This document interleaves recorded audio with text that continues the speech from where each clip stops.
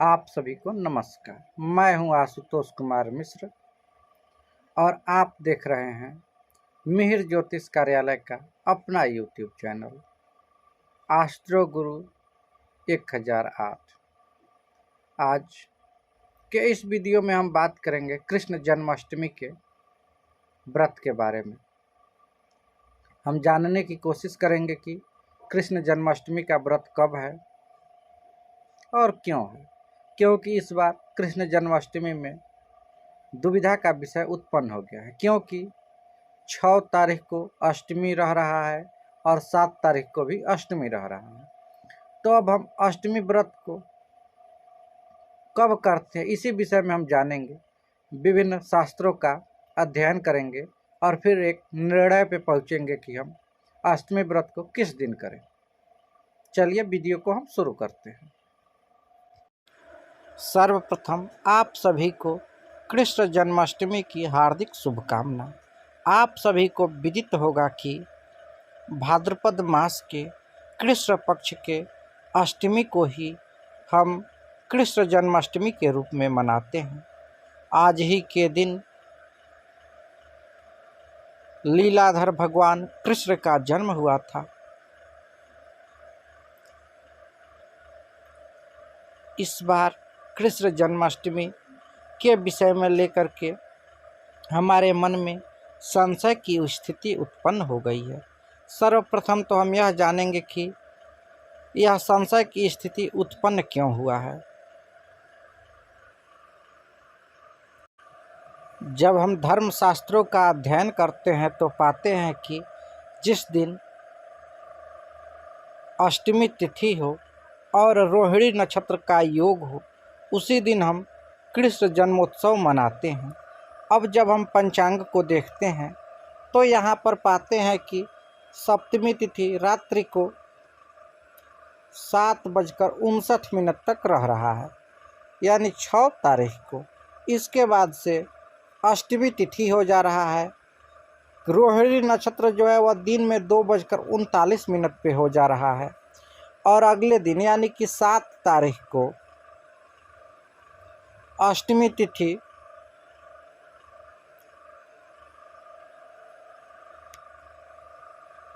रात्रि 7:42 तक रह रहा है और 3:07 तक दिन में रोहिणी नक्षत्र रह रहा है। अब यहाँ पे संशय क्यों उत्पन्न हुआ, तो आप देख रहे होंगे कि दोनों दिन रोहिणी नक्षत्र रह रहा है और दोनों ही दिन अष्टमी तिथि भी रह रहा है। अब कृष्ण जन्म अष्टमी हम लोग भगवान कृष्ण के जन्मोत्सव के रूप में मनाते हैं, तो यह रात्रि को होना चाहिए, यानी कि भगवान कृष्ण, इसलिए जब रात्रि को अष्टमी तिथि हो और रोहिणी नक्षत्र का योग हो, उसी समय हमें कृष्ण जन्माष्टमी व्रत को करना चाहिए। तो हम देख पा रहे होंगे कि बुधवार यानी कि 6 तारीख को अष्टमी तिथि रात को 7:58 पर हो जा रहा है, यानी कि मध्य रात्रि में अष्टमी तिथि 6 तारीख दिन बुधवार को प्राप्त हो रहा है और उसी दिन मध्य रात्रि को ही रोहिणी नक्षत्र का योग भी हो रहा है। यानी कि यदि दोनों योग मिल जा रहा है, इसलिए हम कृष्ण जन्माष्टमी को 6 तारीख दिन बुधवार को करेंगे। यह तो हो गया मेरा मत, मेरा मानना। अब हम जानेंगे कि पंचांगों में क्या लिखा है। पंचांगों में विभिन्न पंचांगों का अध्ययन करेंगे और देखेंगे कि ये भिन्न भिन्न पंचांग क्या लिख रहे हैं। तो यहाँ पर देख रहे होंगे कि 6 तारीख के ठीक सामने यहाँ पर लिखा है, निशिथे रोहिण्यां जयंती योगवती कृष्ण जन्माष्टमी, यानी कि निशा काल में रात्रि में कृष्ण भगवान का जन्मोत्सव मनाया जाएगा और इसी दिन व्रत को भी किया जाएगा। क्यों? क्योंकि रात्रि के समय रोहिणी नक्षत्र का योग 6 तारीख को ही हो रहा है। और जो लोग वैष्णव है वे लोग उदय व्यापिनी, उनका यह मानना होता है कि जिस दिन रोहिणी नक्षत्र सूर्योदय के समय रहेगा उस दिन भगवान कृष्ण का जन्म हुआ, इसलिए वो लोग कृष्ण जन्माष्टमी एक दिन बाद मनाते हैं, यानी कि वे लोग 7 तारीख को मनाएंगे। यह तो हो गया ऋषिकेश पंचांग के अनुसार। अब हम देखते हैं कि महावीर पंचांग में क्या लिखा है, और फिर निर्णय सागर पंचांग में देखेंगे कि क्या लिखा है, और उसके बाद कुछ धर्मशास्त्रों का अध्ययन भी करेंगे कि किस शास्त्र में क्या लिखा है अष्टमी व्रत के बारे में। वहीं जब हम महावीर पंचांग का अध्ययन करते हैं तो यहाँ पर भी यही लिखा है 6 तारीख के सामने कि कृष्ण जन्माष्टमी सामर्ता नाम, यानी कि जो गृहस्थ लोग हैं उनके लिए कृष्ण जन्माष्टमी का व्रत 6 तारीख को है। क्यों 6 तारीख को है? तो यहाँ पर लिख रहा है कि अर्धरात्रो रोहिणी नक्षत्र युक्ता अष्टमी तिथौ, यानी कि अर्धरात्रि के समय अष्टमी तिथि जो है वह रोहिणी नक्षत्र से युक्त हो रहा है या युक्त है, इसलिए हम लोग कृष्ण जन्माष्टमी का व्रत 6 तारीख बुधवार को ही करेंगे। इसके बाद यहाँ पर इसके नीचे कुछ और लिखा है, इसके बारे में हम वह भी देखते हैं।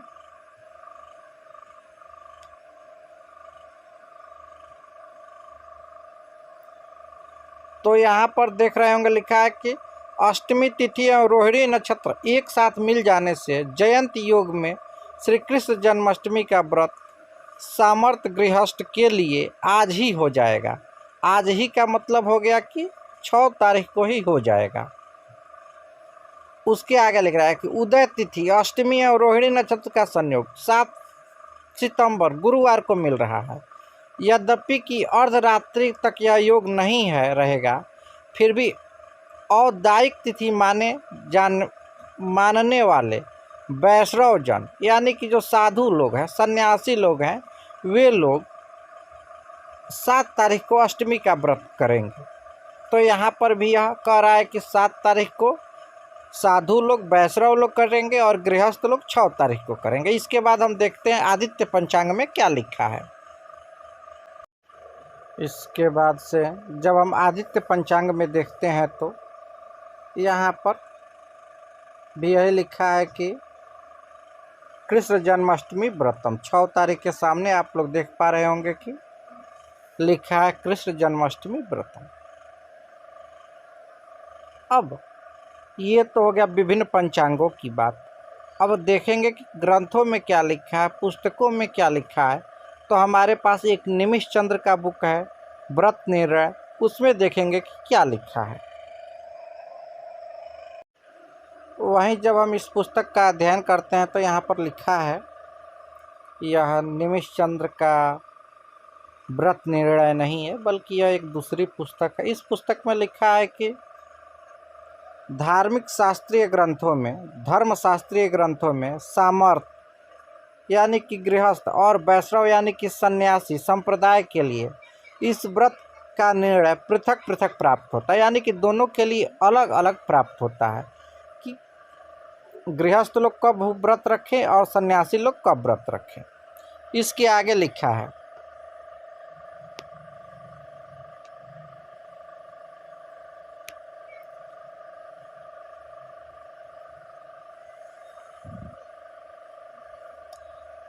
कि गृहस्थ लोग इस व्रत को जब अर्धरात्रि के समय अष्टमी तिथि होता है तब व्रत को करते हैं।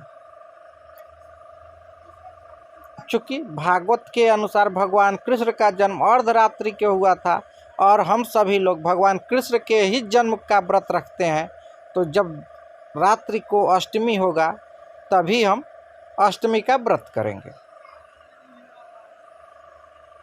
इसके आगे और क्या लिखा है इस पुस्तक में हम जानते हैं।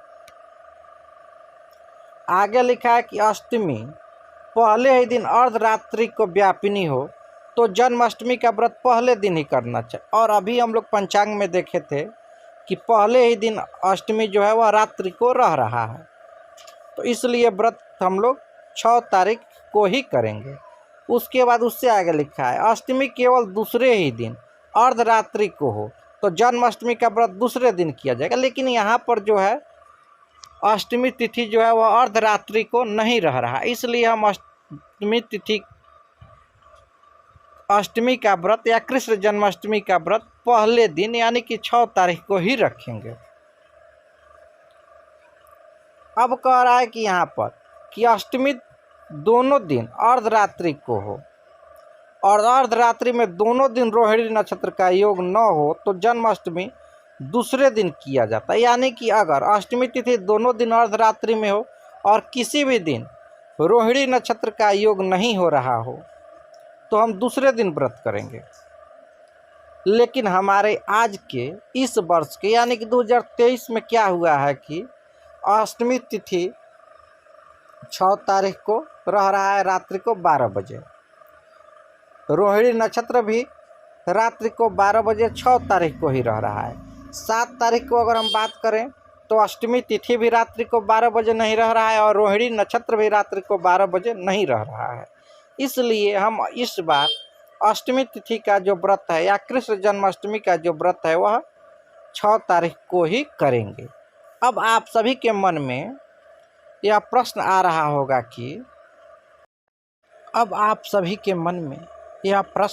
होगा कि जब पंचांगों में धर्मशास्त्रों में इतना स्पष्ट लिख दिया है कि कृष्ण जन्माष्टमी का व्रत 6 तारीख को मनाया जाएगा तो फिर इसमें संशय की स्थिति कैसे उत्पन्न हो गई कि लोग 7 तारीख को कह रहे हैं तो कुछ लोग 6 तारीख को कह रहे हैं। तो यह संशय की स्थिति पारण को लेकर हुई है कि हम कृष्ण जन्माष्टमी का पारण कब करें। चूँकि अगर हम 7 तारीख को पारण करते हैं तो वह जन्माष्टमी में ही पारण हो जाएगा। तो इसका निर्णय यह है कि सर्वप्रथम तो कुछ लोग दिन भर व्रत रहते हैं और रात्रि को मध्य रात्रि में कृष्ण भगवान की पूजन अर्चना और आरती करते हैं, उसके बाद भोजन को ग्रहण कर लेते हैं। तो वे लोग तो रात्रि को 1 बजे के बाद से अपना प्रसाद ग्रहण कर लेंगे।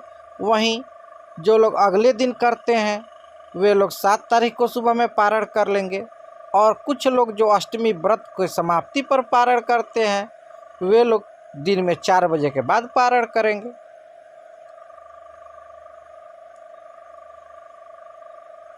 अष्टमी के व्रत में करना क्या चाहिए, तो अष्टमी के व्रत में भगवान कृष्ण की पूजन करना चाहिए, आरती करना चाहिए, भगवान कृष्ण की अभिषेक करना चाहिए।